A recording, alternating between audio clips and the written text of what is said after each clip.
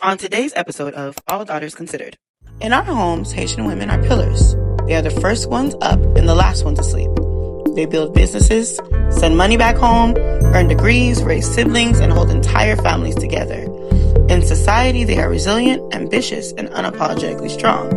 But in many church spaces, that same strength becomes too much, same leadership becomes out of order, and that same voice becomes something to quiet. The daughters who organize these fundraisers, lead choirs, and pray heaven down are often the same daughters told to shrink when decisions are being made. So tonight we ask, who are Haitian women allowed to be in the world versus who they are permitted to be in the church? The State of the Daughters begins now.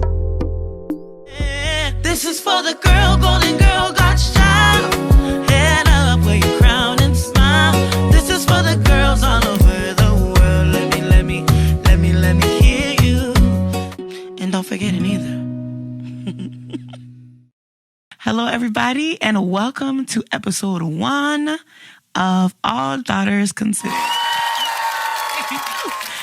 I'm super excited, extremely excited that we get to start this, but also extremely excited to have this conversation with these wonderful ladies. How are you guys doing today? Wonderful. Thank you for asking. Well, we're doing great. Yes. Thank you.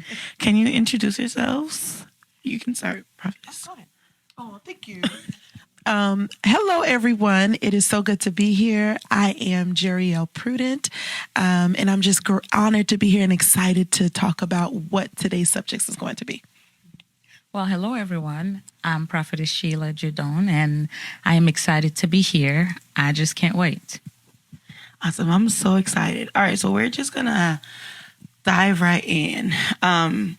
As we already discussed, like this isn't a confrontation of sorts, but more like a review. I think it's important as a people, no matter who you are, to know where you were, where you are, and where you're going. I feel like that's super important to the progress of any type of anything. So I really just, as daughters that grew up in this, institution that we call the Haitian Church, I think it's important that from our perspectives that we survey. And if anybody watching has a different perspective, please feel free to leave it in the comments, share it with us, let us know. Because these conversations are meant to be healing and we got to have them. So let's begin. All right, question number 1. Let's start with what did being a good daughter look like in the Haitian church growing up? We all kind of got an idea of what that looks like, but what did it look like for you guys? Well, if I may say, being a good daughter in the Haitian church growing up, it's, to make sure you wear that long skirt, that long dress. And, you got to have that sleeve. Yeah. You got to make sure you have that sleeve, and you have to listen and do exactly as you're told. And it's as if there's already a pattern that you have to follow. Okay. And whatever is a no is a no. Whatever is a yes is a yes. Okay. And as long as you follow, you're a good daughter. Yeah. I love how you said that, because I would put it in these terms. I would say we learned, or at least I did, I learned obedience before identity. Oh, that's good. That's powerful. So I had to learn to listen to instructions, to follow through with expectations, to always pay attention to how society would perceive me before ever being taught truly, how do I perceive myself? How does God perceive me? Who is Jeriel before the title of Petite Pasteur Puida, right? So that was the struggle, that was the tension that I could not put into words at the time, but I'm only now able to verbalize and express, because in my big age, I find myself only now, maybe within recent years, asking me, who are you, sis? Who are you, girl? What do you like? What disgusts you? And so and that's I feel where like we're that's at. such a humbling place Yeah. as an adult to be like, I actually don't know what I like. It takes a lot to admit it. Yeah, it really does. And I feel like maybe there are a lot of people kind of living in like a cycle, because they just don't want to admit that, okay, I know what I'm good at. I know how good of a helper I am. I know how to serve. I know how to be in these different capacities, but I don't know who I am. So in that same token, would you say that Haitian daughters in the church, Haitian women in the church were protected or policed? Because the reason why I asked that is, as a Haitian woman, we know that in our culture, there is this weird dichotomy that exists.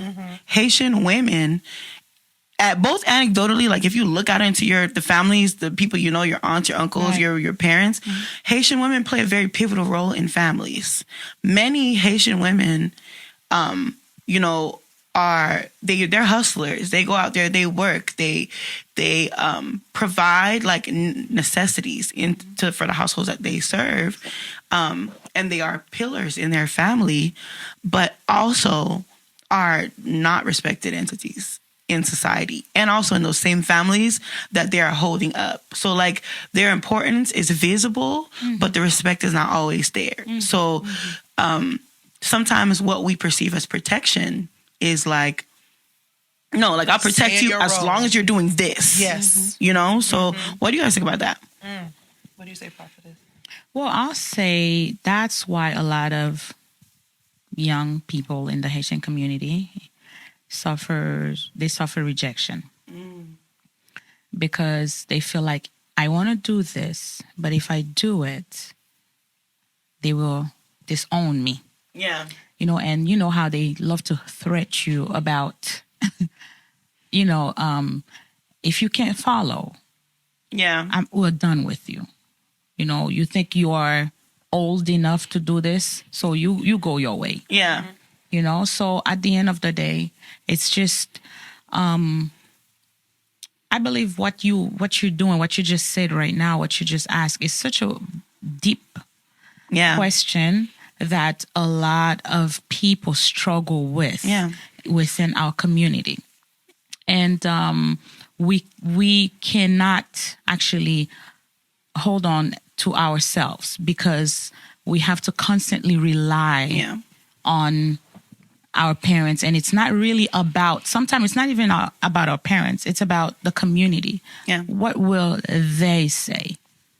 What will they say? What will they think if you do this? It's like we could allow it, but the community won't allow it, so you can't do it. So we just like box in all the time, and we have to stay within that bubble, which make us a lot of time, if we pop that bubble, we're disowned, and we suffer. A lot of young people suffered from rejection, and the byproducts of that sometimes puts you in a worse position, like, because it's hard to recover.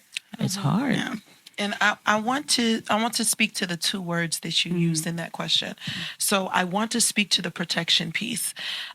Historically, the church has been that moral compass for the Haitian people, right? Yeah. And so growing up, their biggest pride, right, is to know that they're walking in piety. Right? Yeah. They're walking in godliness. They're following these rules, and God is pleased with them. Yes. And they want to make sure that we, as their children and the next generation, they are also walking according to these rules and regulations. And so that brings them some sort of a satisfaction, or it brings them some sort of, standard or level in society, because everybody is walking according to these rules and regulations. So it brings some level of pride, right, to our people, because we are so religious, right?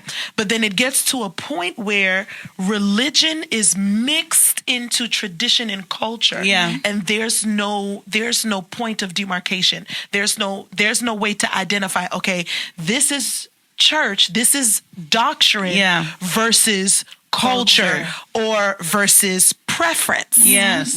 Okay? That's a big one too. So now we have ourselves taking our own small c. So there's the big C, which is culture as a Haitian group. Yeah. But then there's the small c as in culture within our four walls Yeah. of our church. Right. So now we're imposing preference as doctrine. Yeah.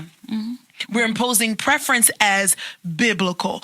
We are now taking certain scriptures out of context. Yeah. Yeah. So now when we do that, we're starting to build resentment in the hearts of the younger generation because we're telling them not to do something because this Yes. is what the church says, or if pastor so-and-so sees you, you know, how am I Never going to mind, feel about God this? already see you. Yeah. No, it doesn't even go there. But It's it's jacket that Lord. It's a wrap. It's a wrap. So now it's that protection piece that now bleeds into the policing. And so it's hard to kind of figure out where to draw that line. Yeah. Because we start feeling like we're being policed. Yes. Right? You Right. see what I'm saying? Whereas it should honestly just be, okay, this is what scripture is saying concerning modesty. Yeah. You know? Now, how do we relate modesty to us? Right. Because modesty to somebody in Zimbabwe or somebody in Egypt or somebody else in It's Syria, not gonna look the same. it's not going to look the same. To some, it's a mumu. Yeah.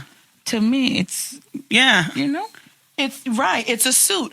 Or to some, their modesty is a t-shirt and a pair of jeans. That's it. And shorts. and they still look good. And they still, but we're able to say now that it Right. still looks good. Right. But for our people, there's a particular Yeah. standard. Now, even if we're going, and I'm gonna close here, but please jump in. But even when it goes to, we're talking about the Haitian culture, right? Yes. But if you're looking at other cultures who are also religious, who are also biblical, Yeah.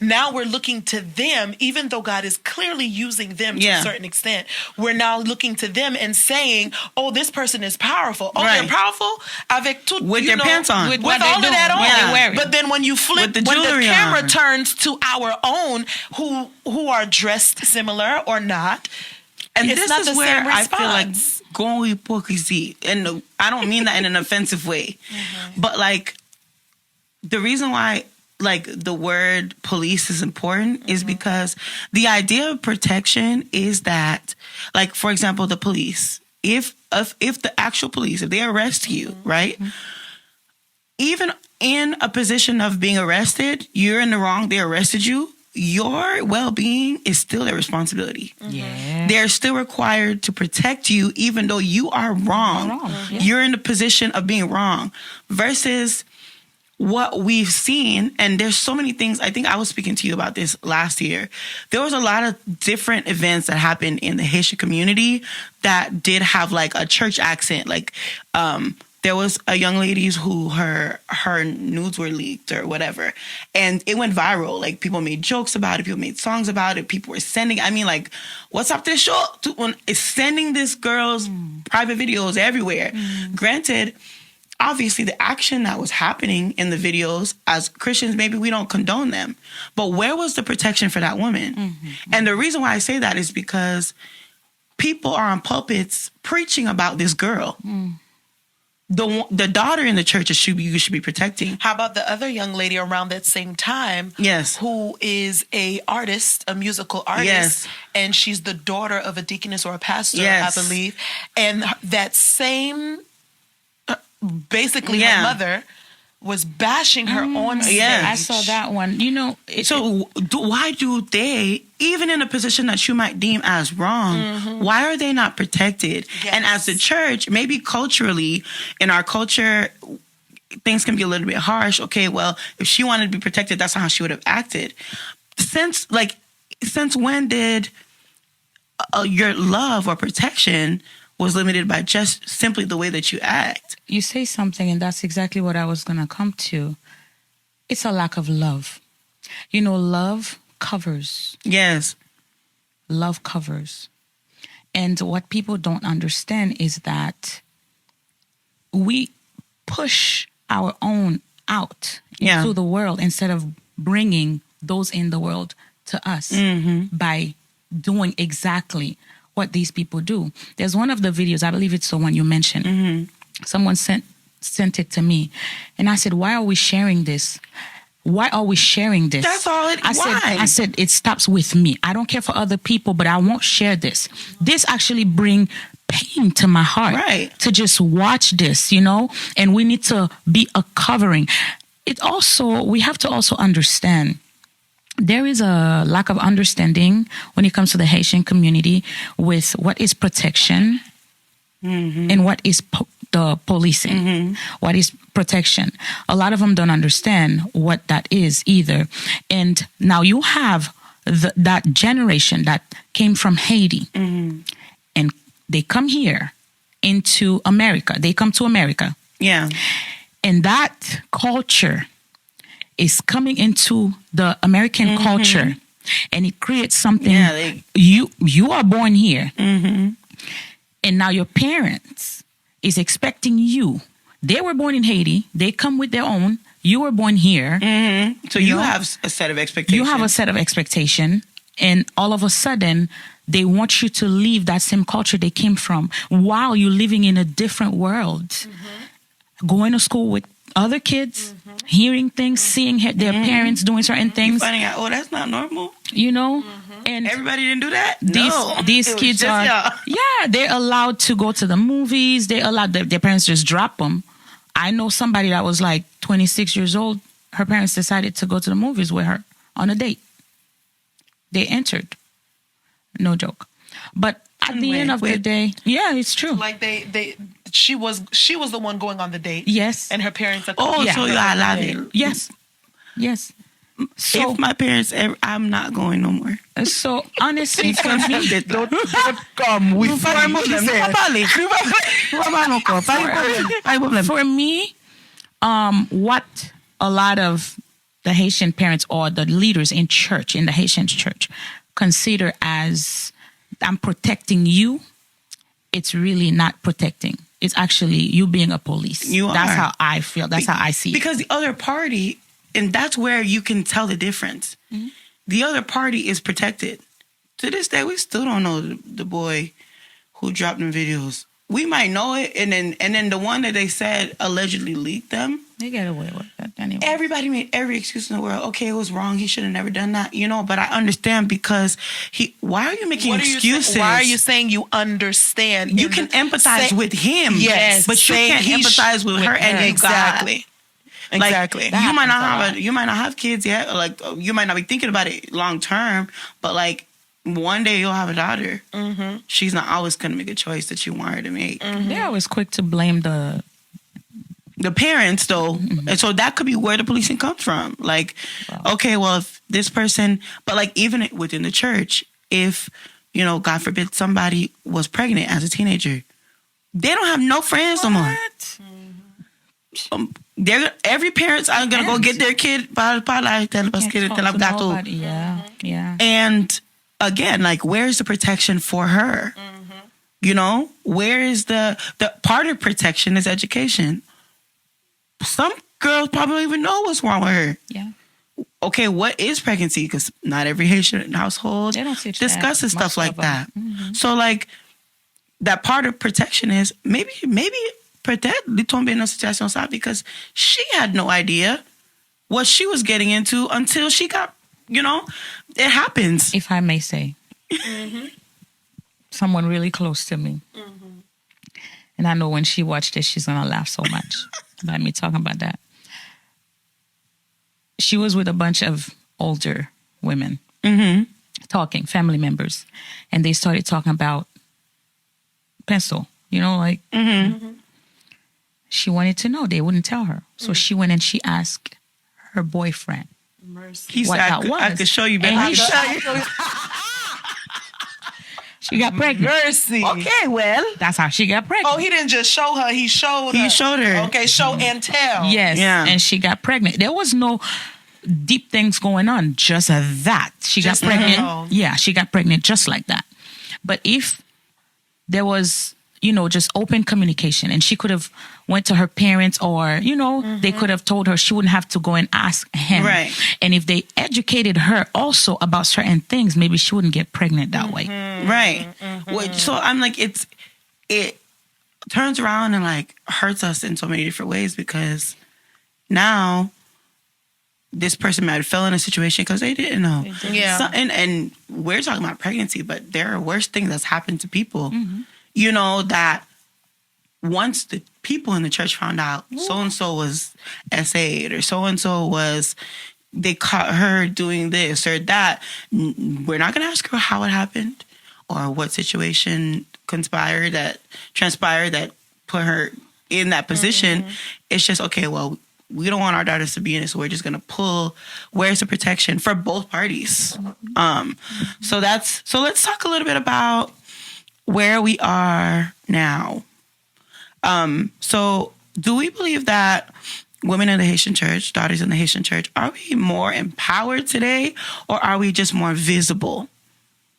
I feel like sometimes they're perceived the same way. So are just people seeing us more or are we more empowered?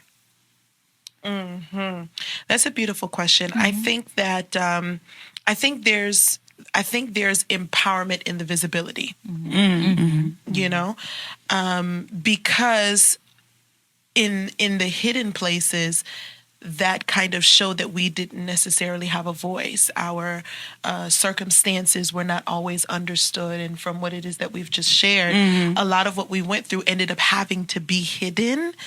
Yeah. Not by choice, but by force. Yeah. You understand? And so I think that there is empowerment in the visibility because now we're starting to be able to come into ourselves. I had the fortunate opportunity to be raised by parents who really empowered me, you know? So I don't necessarily relate, unfortunately, with that lack per se, because my father... Well, fortunately, Well, yes, fortunately, because my father, I've seen how my father empowered my mother. I've seen how my grandmothers were very much so empowered. And in that empowerment, I never once saw them lack softness necessarily. However, what concerns me is, yes, there may be that empowerment, but how, I might get in trouble. There may be that empowerment, but how honest have we truly been given permission to be?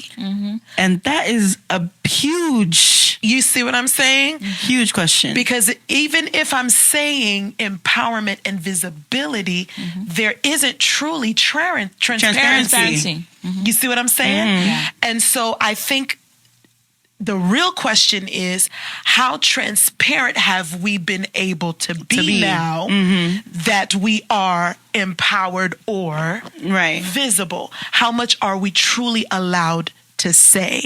Yeah. That's a great I mean, even point. by you saying this, you hesitated. You see what I'm saying? Because I know it's going to be spicy. And I know that if we really go there, we'll start to We know the realize that we're answer. still in the same place as before. The three of us right here, right now, is already an incredible, you know, canvas to show that there is empowerment, one. There is empowerment. And that we have decided to take on visibility, Yes. too. Right. And now we are challenging ourselves to be transparent. Yeah.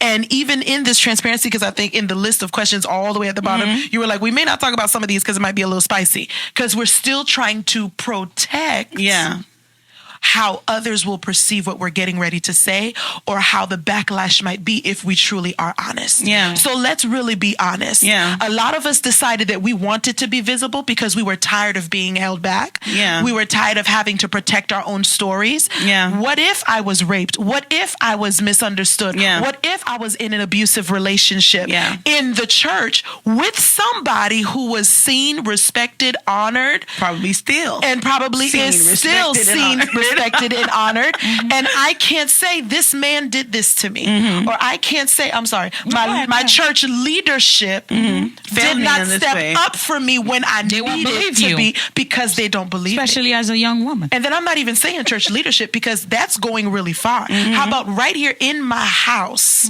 I'm going through these things, and I'm telling those closest to me, and they don't believe me. So how can I truly put confidence and trust in an institution that is supposed to, according to scripture, cover me, love me, protect me, heal me, speak life into me, and tell me that I can be restored. Just like the woman at the well. Yeah. Jesus didn't bash her. As a matter of fact, Jesus said, I know your pain because I know that you have many other men who are not really your husbands anyway. But and then he continues to say, I have the water you're looking for, because I know it's not really about your scandalous relationships. I know it's not really about the divorce. There's a deeper issue. Are we really willing? Avoid. Yeah. Avoid. He gave her something, that water, to fill that void. Yeah. That's why she I thought followed you him. said avoid. That's good too. But I mean, that's a nice play on the word. That's a nice play on the word. He was saying, I know this, I know that. It was that void she had that would cause her to do all these things. So she there was trying to avoid, but the she's void. avoiding. She's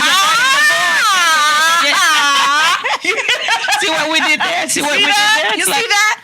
So could that be what we're navigating right now? But in a lot of ways, even that visibility is a way to avoid whatever void is happening. And let me tell you, I would say within the last 2 or 3 years or so, I think and I'm going to be honest, and I know that there are other women, millennials like myself, who will relate to what I'm about to say. I think it's only been in the last 2 or 3 years that I've actually realized that I need to take the time to learn who I am. Whew. All right. Transparency. Transparency. Because I want to challenge it. Yes. I am free now, but that freedom costed me, Valerie. Come on. I have cried. I have screamed. Yeah. I can't tell you how much I've had to expel, To purge. Yeah. in order for me to find my contentment. We were talking about this off air.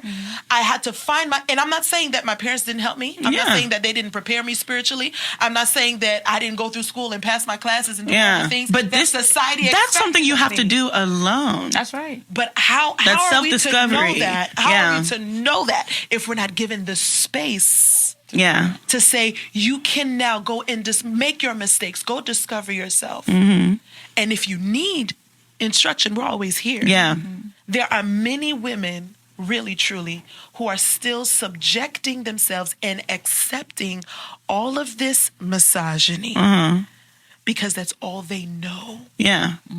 Well, I believe the empowerment and the invisibility will come because they're both important, you know, and it's as if one feed off of the other. We have an identity crisis within our community.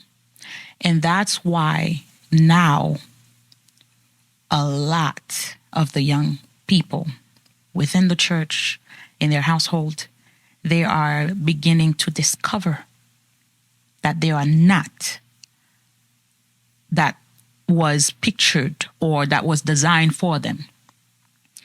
And they are becoming to know who they are. And that give them a sense of empowerment. And by doing that, they feel like, okay, I need to be seen so we can help others and empower others. You know, you said something that was very, very important. And you actually went so deep by saying 3 years ago, you know, you just started 3 years ago to discover who you are. Imagine there are some that still have not discovered who they are. And it's very important when anyone that came close to me, especially young people, I love to uplift them and help them to understand who they are. And by knowing who they are, by identifying who they are, not who their mother is, their father is. And a lot of time, when your father is a respectful person within the community, when they see you, they tend to not see you. But see you in the shadow of your father. The shadow of your father. You know? So you have to work twice or 3 or 4 times as hard. You'll be known as the pastor's child. The pastor's wife. Madam Pastor. You know? And and allow me to say this, a lot of men within the Haitian community don't understand how to allow the woman to be who they are called to be, while still respect and follow them. Because that's like a church standard. Like, it's not always packaged that way, depending on the church you're in. But the package overall is like not perceiving that woman as an individual. She is a piece of. I remember speaking to somebody that was a young man. If you're watching, praise the Lord. We will never speak again. And let me explain to you why. Because in his frame of understanding, I like to, as much as I like to talk in a situation where I'm getting to know someone, a young gentleman, I'll shut up. Because you learn more that way than when you talk. Definitely. And just letting him talk about how he sees life and what his vision is for where he's going and his philosophy in how our roles, how we work together. It was more like the woman, whoever she is a piece, or I hate to use the word, but a pawn in the overall tapestry of his self-development. So she just has to come in. She needs to play these specific roles. And in order for me to move forward in what I'm supposed to be doing, I was like, okay, well, where does she fit in? Yeah. Well, she doesn't. Like, she does, but like, this is what she's supposed to do. Her service And if she fit doesn't in. have the understanding that this is her role, then she just is not performing. No, she wife. she gonna perform Accordingly. He want the performance. He just want it, in the bedroom. That's it. He want to be able to continue to live That's that it. trophy life, and he can And come that's home it. to his trophy wife that And he could that just perform the yes on, woman, but not the person not that the just- intellectual, not the one that has her own ideas. Yes, sir. or that maybe even wants Or to speaks her mind. and I think that's another big thing about the visibility that I can transparently say that was something that scared and sometimes still scares me. Sometimes I wonder, do I go head first and fully be everything that I need that I feel like because there's that restraint there. Like, I feel like, and Prophetess, you could speak to that because like you've like been there, but like there's that restraint of, I know how extra I am and how much I could do and all the things that I have vision to do. But now if I do them, will the price of my obedience be that some man is going to look at me and say, you're doing way too much. You're too much. Like, You're too powerful. I cannot. You will cover me. You're too powerful. You know. I've had someone say exactly that to me. My God. And obviously I know that, and that's where it's a little bit of a tug, because do you want to be with somebody that doesn't understand, that we're not in competition, Right. but how long am I going to, like maybe I should just play nice and fit into this Just basket fit it all in. No, and, please don't. wait till That's when you're miserable. wait till you have the church permission. Okay, we'll get married, kunya. There are things you can do and people won't look at you sideways, except for the fact that now that you are a wife, here are all your requirements, Yeah. And so I feel like that's a price of that visibility too, because you're like, dang, will somebody see this and be like, oh no, like I'm not trying to do all that, or that's a little too much for me to carry, or not even carry that I don't have. They won't say I don't have the capacity to cover, but that's what it is. Yeah. They might not feel like I don't want to be responsible for you, or you just don't have the capacity to cover. And somehow, if you don't, you're not for me. right? If you but I don't, feel you're like not for even me. that we've been framed to feel like that's our fault. Well, Dang, let me I tell- should have just The blame. I shouldn't have Yes. done so much because now I'm scaring people away, and I don't want to do that. Yeah. But then you're never truly happy or never truly fulfilled in what you're doing because you could do more. That's right. That's sensitive right there. That's really sensitive right there. And honestly, I can say that the word submissiveness, many do not understand what that is. That's a big talk about that, because that's a big, I ain't gonna lie. And people think it's to just lay down and let people walk all over you. No, it can't be this way. You can still be submissive and walk in the purpose that God has for you. Like I said, identity. You just need to know who you are as a woman. You just need to, understand certain things. When you know who you are, submissiveness is nothing. As a matter of fact, it can be a weapon. You know what I'm saying? If you really know who you are. When you know who you are, you won't be too much for someone, and you won't belittle what's in you either. Yeah. You will actually do what you're supposed to do. Okay? And there's so much I could say about this. But I'm going to let you say something. Thank you so much. I love what you said. I believe there has to be a level of knowing and self-awareness. And then, I'm sorry, I might sound redundant, but it goes back to that word for me. It goes back to contentment. I believe that there is a point in time. We could sit here and point out all the things that are done against us by our societies, by our churches, and even by ourselves. I want to even take it a step further and challenge us to start flipping the script and say, okay, what will it take for me to change my perspective about myself? To forgive them for what they projected on me. To forgive myself for accepting that projection. And accepting that identity and accepting that role. What will it take now for me to go to the cross and say, Christ, I took on the armor of Saul instead of taking the time to embrace the shepherd cloth that you gave me. I don't have to be like everybody else. I don't have to show up like society says. And I don't have to belittle who it is that I am because someone else says that it's not going to be enough. Right. It might be everyone's fight, but it's my battle style. This is the way that you have created me. And I actually was sharing this with a good friend of mine who's also my therapist in my head. He in her head. We all got one. Yeah, I love him to life. If he watches this, he'll know who I'm talking about. I love my brother.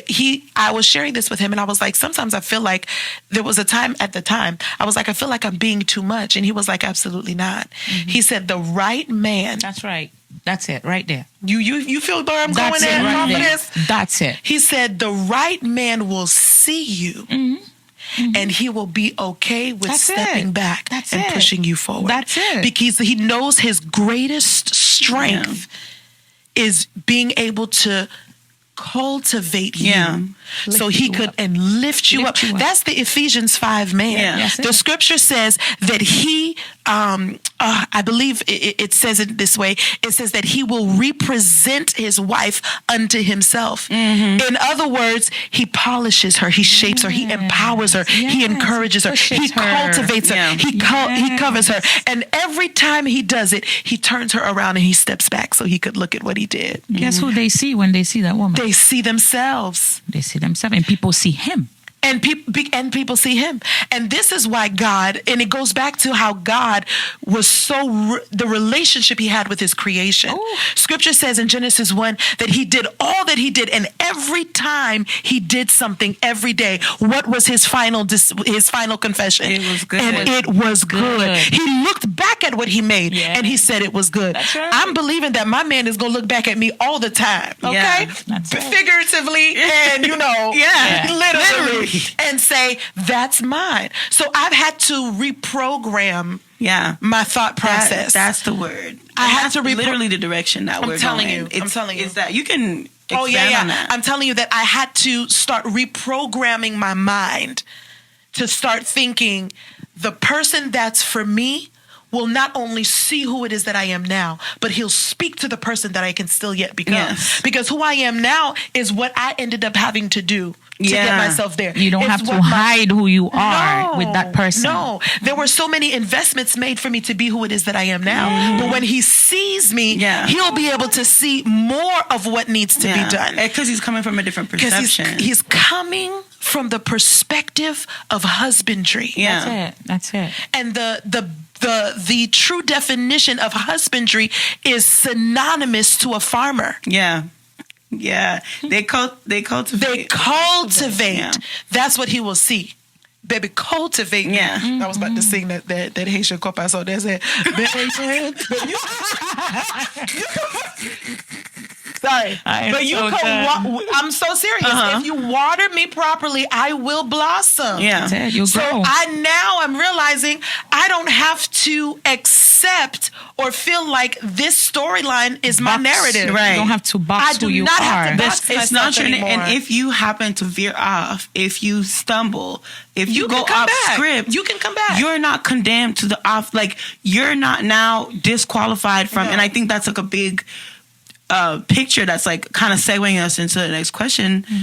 In our unique journeys as women, and like understanding that reprogramming, that process, right, that God kind of re-instructs you throughout sometimes the experiences that you have in your life, or those walls he lets you hit, you know, still sometimes we're left with that fear of like, okay, I don't know if I can't talk about my divorce. I can't talk about my child abuse. I can't talk about being sexually assaulted. I can't talk about depression. I can't talk about these things because I'll be perceived as whatever. When like the health and I think the longevity of our church in the future, when we look at Haitian church in 15 years, 20 years, 40 years, is kind of contingent on voices speaking up, because the picture of our society today, of what as a teacher, you understand that when you have children, when you speak to them, what we're hearing in our culture, and many of our churches is not speaking to that. But it's not because the knowledge is not there. It's not because the experience is not there. Right. It's not because like that inspiration, the oil that's been cultivated from all these crushing experiences is not there. It's because, especially as women, we're afraid of perception. So like that's why I really liked when you brought up like reprogramming your mind, because I think sometimes there are people who are waiting for the permission to do that. Yeah. Well, you have permission now. Do that. Yeah. Who are you waiting for?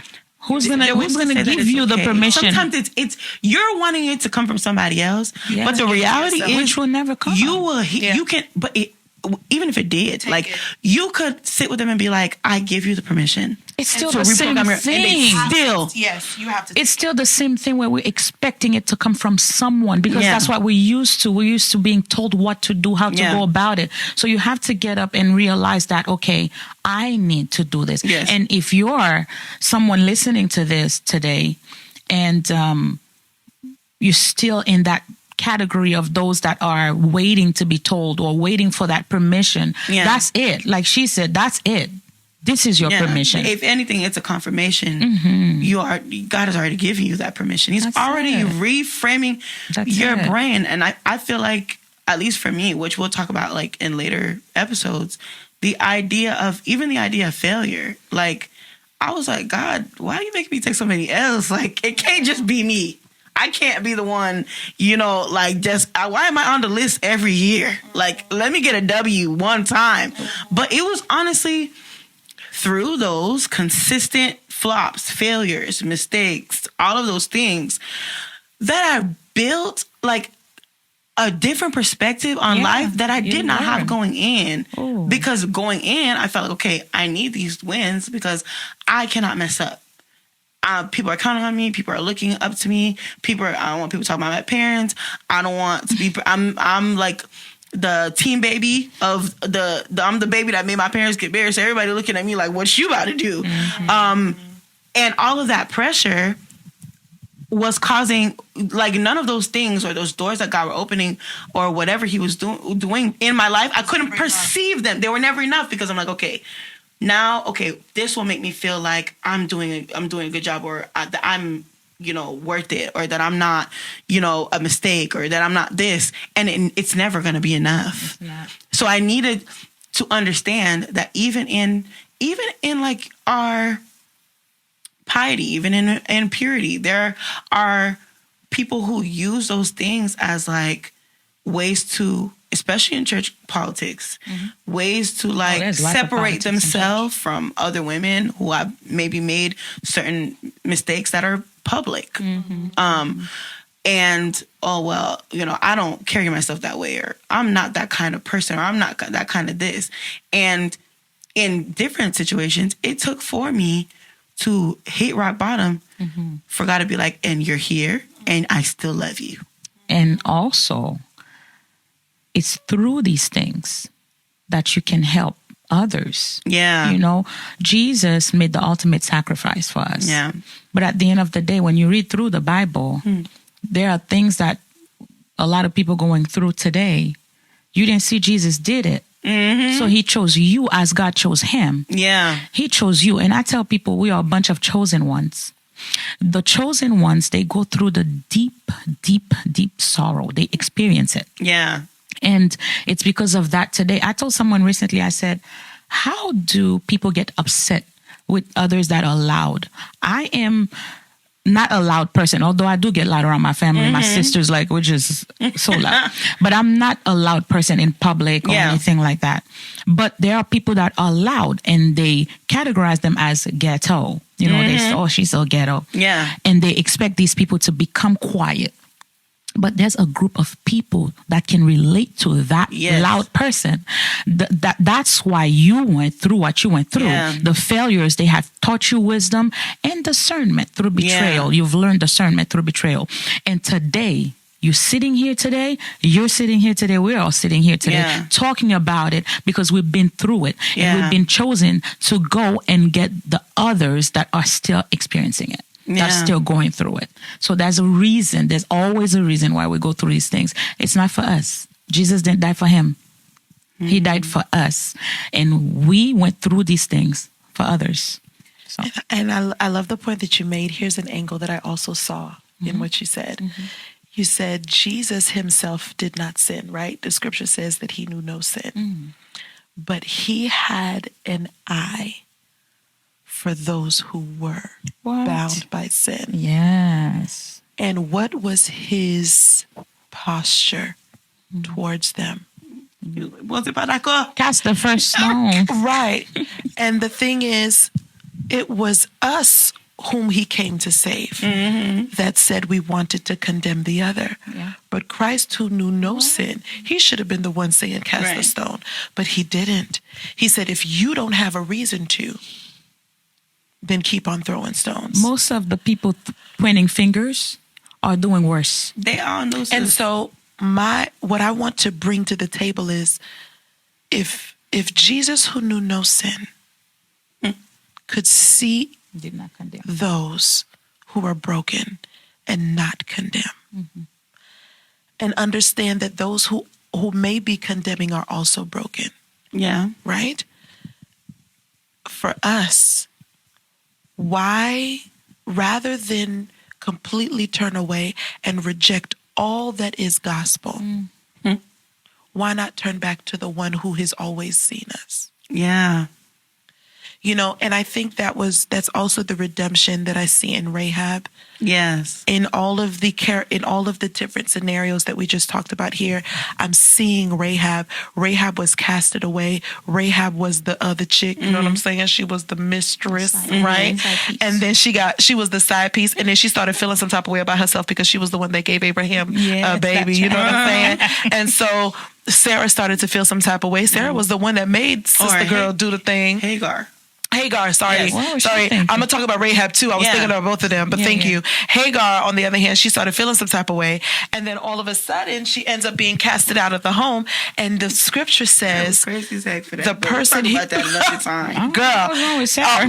scandalous story. What's wrong with you? But then to redeem her. Even though she was the side chick, she did have the baby outside with Abraham. She did. Yeah. But God, just as he revealed himself to Sarah, he still revealed himself to Hagar. That's right. Yeah. So if you feel And like promised her you to can't give Revealed yourself himself to Hagar before he ever did to Sarah. On the timeline, right? No. He revealed himself to Sarah. To Sarah. He told Sarah, "You will have a child." Yeah. But Yes. Sarah started to feel a little bit impatient. Yeah, she yeah, felt like yeah, it yeah. wasn't happening. She pushed her towards Abraham. Yes, for them to get together. Yeah. But even then, God still revealed himself. I know, scandalous, but God still revealed himself to Hagar. And I'm like, friend, you could be all of the things that happened. And you might be thinking, oh, I need permission to get this.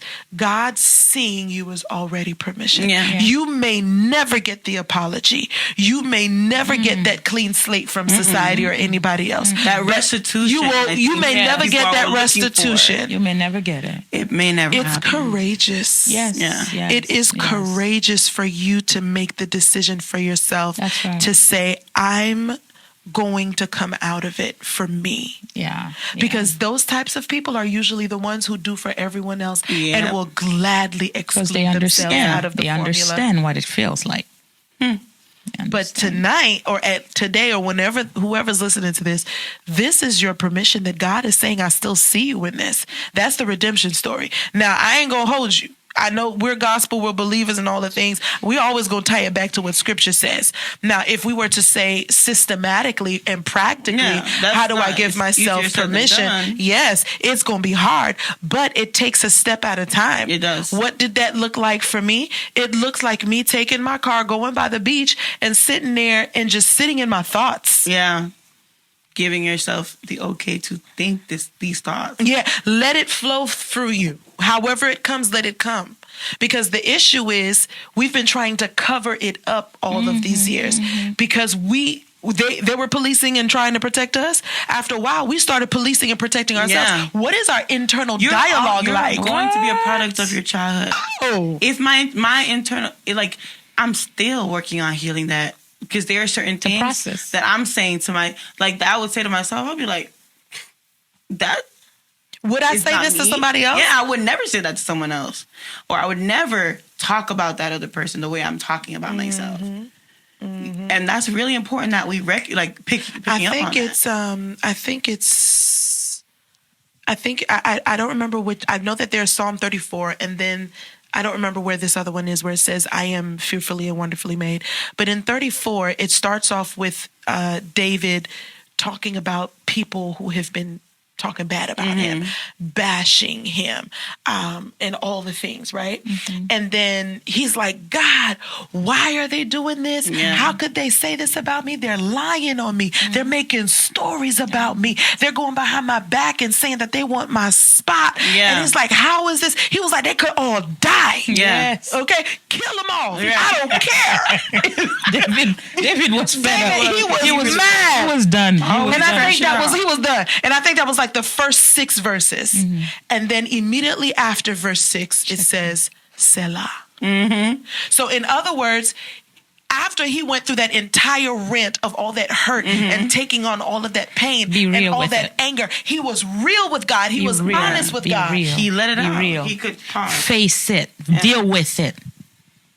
I feel like you could preach on that. I felt the anointing when you said this. No, you have to deal with it. A lot of us trying to push it under the rug can't. instead of It gets dealing with it. worse. And then 10 years down the line, It resurfaces. because they never go away until you deal with Yeah. it. Hello? It pops up in different Oh, it sure does. ways. You're gonna see it in different aspects of your life. I know a big question surrounding even as single women, they always tell you, okay, well, you have to ask yourself why you're attracting these type of guys.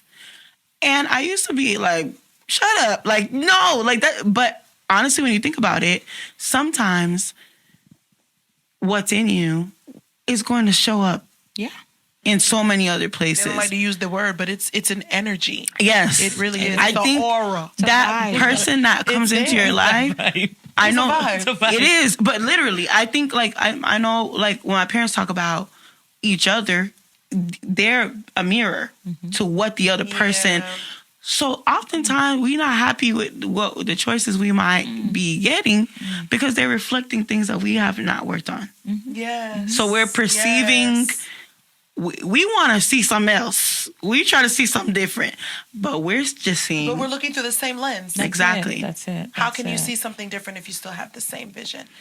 can't. Which goes Yeah. back to what we said earlier. Yeah. The You're reprogramming. reprogramming. Yeah. And be okay with stepping out of your usual environment. Yes. Lord. We're so used to it, to this But that's what, it habitat. becomes a prison Yes. in a sense when you're just stuck. Okay, And- te gozando de con fe, te gozando de tu fe. Yeah, because we've been You're in it stuck for here. so long, we get so used to it. Yeah. It's like, frogs. Yes. You put them in whatever temperature. It takes time. They Yeah. move, and then they adjust They to the adjust. temperature. Yeah. And it's like that's what it is. At first, when you choose, you can't think differently if you are exposed to the same thing all the time, all the Yes. time, all the time. And I think one of the things that, if somebody viewing this or listening to this, if they are still in that situation where they find themselves stuck or Yeah. in prison, it's okay to listen to a different voice. It's okay Yes. to visit someone. It's okay to go for therapy. I know they say therapy. if you have Jesus, you can't go to therapy. It's Christian therapists. That's where you talk about it. Go. Because the pastor prays for you. The jack, encourage you. Yeah. But the therapist goes back with you. Right. Let's go back. Let's see why this is going on. And I'll even Let's look submit at the that Let's look at it. I'll even submit that the prayer that you do get is not the end of deliverance, it's the beginning. The prayer is the ignition point. Yes. Now that I have been, reveals. this is exposed, exposed. and That's we're uprooting it spiritually. Yes. I still need Put in to the work. put in practical steps to maintain whatever I was just delivered from, which is where the work begins, honestly. So that's like a really good point. So I guess in that same frame of mind, looking forward, what church do you hope that the daughters coming inherit? What church would that look like in 20 years, 30 years, 40 years? What church do we hope that the next generation of daughters comes into? Well, it goes back to the beginning. A church where instead of policing, there's protection. Yeah. Not protection according to what the Haitian culture is used to, but protection as in we're going to love. We're going to love, and through love, that's going to bring healing. That's going to bring, instead of pushing others out, instead of judging, condemning, we're going to do like Jesus. We all sin. And if we don't cast the first stone, and in 20, 40 years, I'm actually really praying that things change, that people are empowered and it's okay to speak your mind. It's okay to be vulnerable. It's okay to expose certain things that are going on, because when you expose a sickness, then you can find a cure for it, not to keep things secret. Yeah. And stuff. So I'm expecting and I'm praying for a better church, a better community. Yeah. And for us to know, and the younger generation to know that it's okay to be you. Find out who you are, not what they told you to be, not what they taught you to be. Find out who you really are. Yeah. And if they can do that in 20, 40 years, things will be very different. Yeah. Don't be afraid to talk about something that you have on the inside of you, where we just come all together and pray about it instead of going gossip about it. Yeah. Let's make it okay. Yeah. I would say, first off, every church has its flaws. Yeah. Every culture has its inconsistencies. So it's not enough to just walk away. we must have a plan for the transition. Yeah. And in making a plan for the transition, we say to ourselves, I will go for a while. But when I come back, who will I be? Yeah. When Jacob got the chance to see his brother again, he knew that he had to come correct because Esau wanted to kill him. Yeah. Many of us were afraid to go back to the places that abused us because we're concerned that we're going to go back to a worse stage than we were in before. Yeah. But there's going to come a time where you will have to return to the place of the abuse so that you can face it. But you won't be coming back as a victim. You'll be coming back as a victor, and your perspective will be different. Your expression will be different.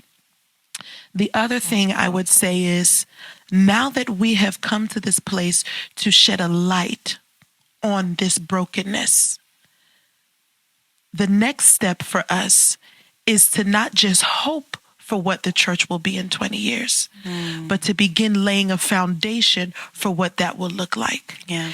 Anything we desire to see in the future, we have the power to lay a foundation for now. Yeah. And one of the things that I'm studying right now is the scripture that says, any man that is going to build a tower, shouldn't he first count the cost before he builds it? Yeah. Shouldn't he first consider the supplies he will need to build it? Yeah. How long will it take me to build this tower? So let me ask you this. We desire to hope for a better church. What will it take? How many bricks of healing and restoration will we have to lay down? What investment will we need to make in our emotional wellness, our spiritual wellness, our mental wholeness? What investment will it take? And my challenge to me and to you would be to make the investment.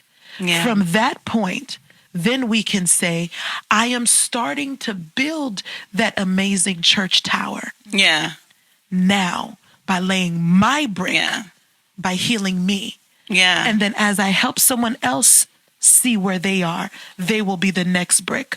We are now the bricks to build that church that we're hoping for. Yeah. It no longer has to be a hope. It can now be a vision that we know for sure will be established. But we have to start with us first. Yeah.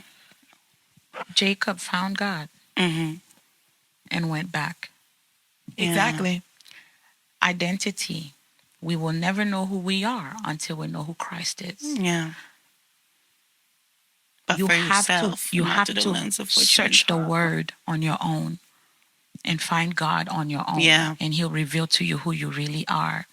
And I believe by holding this instruction in the Bible, not what someone teach you, that's important too. They help you. But it's time that we really, or the generation really find God Take for ownership themselves. of that. Yes, through scripture. And I believe that's a good start for them. That's the foundation for them. Yeah. I think it begins with things like this. Like, maybe it's not recorded, maybe you're not watching it, but conversations like this. And I think people get caught up in the idea of it being some huge, like, social upheaval, huge movement of, like, just amazing things happen. But even those movements started with a conversation. It started with a couple people Calculating the cost. Yes.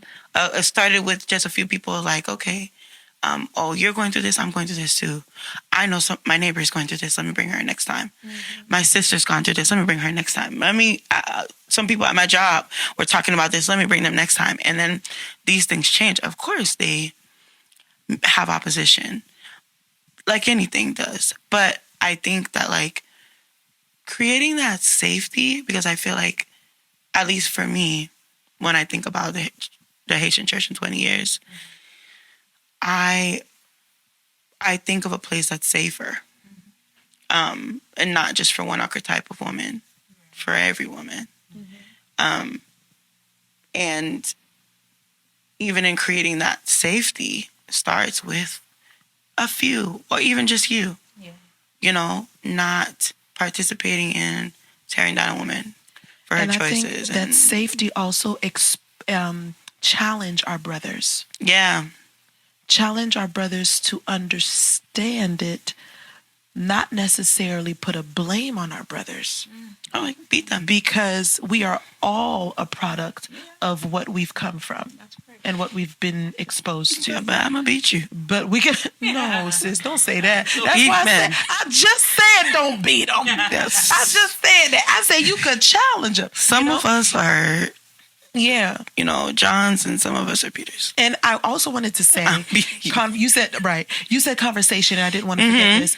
I think the conversation also warrants me coming to a place to hear from my sister when she says to me, "Sis, I understand you, but that wasn't right." Right. That accountability is heavy amongst us now as sisters, because it's almost as if we're allowing, and I don't mean to open up another topic, but I want to carry this notion where it's like we're giving a pass to certain things because of pain. Yeah. Because of, what's the word I want to use? Because of communal pain, I guess is what I want to say. And so it's like, oh, you know, I'm not saying, oh, it's okay, but my actions in not addressing it condones it. Yeah.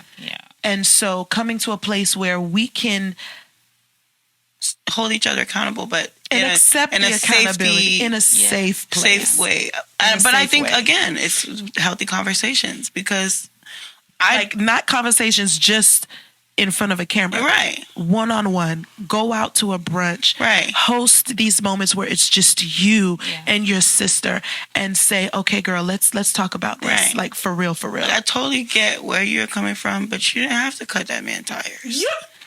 Something like that. I'm so done. I'm being so serious with you, because sometimes you like, I'm not going to lie to you. Do I understand the mental process that you were in when you punched him in the face? I do. I want you to look at me Does when he I tell you deserve that. it? He did. We did. Yeah. But we don't want to go back to we don't jail. have to Do do we? it like that. We could do it. Do you want to go back do it to a jail? different way, you know? You don't want to go back to jail, so let's not do that again. Yeah. But I feel like that is, again, a healthy conversation. It's a disarming conversation. Because I'm not telling you I don't get you. I'm not telling you that I'm a different woman than you. Well, I would never do That's that. a true sister and a real friend right there. That would tell you I the see you. I'm right where you're at. I understand why this happened, but I love you, so I'm not going to let you just, you know, be crazy or whatever. Yeah, But that's right. I'm my sister's keeper. yeah. That's right. Yes. Yeah, I feel like I struggled with that for a long time, because I feel like I am aware of the situations where I wasn't. So then I felt like I didn't deserve to say it anymore. But I think, you know, especially hearing the conversation around, you know, it's got me thinking that, you know what, like even that, there's a journey in that, and understanding where you went wrong. That's right. Holding yourself accountable for what you did or didn't do, you know, in some cases, and moving forward. So we can all, you know, keep each other. That's it. It's we can say you did it wrong. We accept it. I still love you though. Yeah. You know, and end up still being who we are to each other. We don't have to have a space, or we don't have to get upset, or the relationship doesn't have to end just because I tell you the truth. Yeah. So, yeah. Well, ladies, I mean, we ain't run out of things to say, but I think that we're at a good place to pause, and, you know, you guys can keep the conversation going in the comments. Send your emails or your submissions, your stories, because we definitely want to hear them. All the information is below. Where you can find these ladies will be provided on the screen, as well as in the caption below. Do you guys have any final words? It was a pleasure, you know, and we welcome any questions at the end of the day. And also, if you are one of those struggling with anything, just know that you can feel like you hit rock bottom, but you don't have to stay there. You can always rise back up. Okay? And do it the right way. Speak up. Yeah, I love that. And I would also say, sis, listen, you don't have to suffer in silence. And whatever it is that you're suffering with, you are not a lone island. You'd be surprised to realize that there's another sister not too far from you who is going through the same thing or has overcome what it is that you're going through. Yeah. And at the moment that you have enough courage to speak up, and I know sometimes we say, oh, I don't know if that sister's going to, I don't know if I could speak to the right person. I don't want people to take my thing and weaponize it against me. And I was there. I was at a point in time where there was someone in my life that I had confided in, and she weaponized my honesty and my vulnerability against me so that she could manipulate me to be able to do or be submissive to her, or it was as if I owed her because of her covering. And it wasn't until I matured and realized that was actually manipulation and not love. It was demonic, very much so. It wasn't until I was able to mature. I matured and I came to a place where that's not the case. And there was for a time where I decided I wouldn't speak to anyone else because that was traumatic for me. But then I decided to change the script. I remember in 2018, I decided for the first 30 days of the year, I was going to fast for friends. And I told God, if you could provide David with a Jonathan, you can provide me with a Jonathan. Someone who will take the cloak off their back and cover me when I need it, who will prepare me and coach me for the rooms that I am called to be in, and will not be intimidated by the gift and the talent and the brilliance that I am, but we could both contemplate the brilliance of each other. I fasted for those types of friends. And I can tell you today that God gave me those friends. So God can even restore and deliver us in the place of friendship and in the place of true intimacy that is platonic, that is honest, and that is true. If you are looking for a Jonathan, sis, whether that Jonathan is therapy or whether that Jonathan is friendship, it is available to you. You are not a lone island. There's hope, and you have permission today to speak up and to lay hold of your mental, emotional, and spiritual freedom. Don't stay hidden. Don't lock yourself up and toss the key. We want the key, sis. We're unlocking your gate. Come on out of there. We love you. Go ahead now. Oh my God. On that note, baby, this is episode 1. Yes. Share it with your friends. I would love to hear what you guys think, what those conversations are like. And I guess the word of the day is, daughter, you have permission. You have permission. You have permission to move forward. That's right. Bye, guys. See you next episode.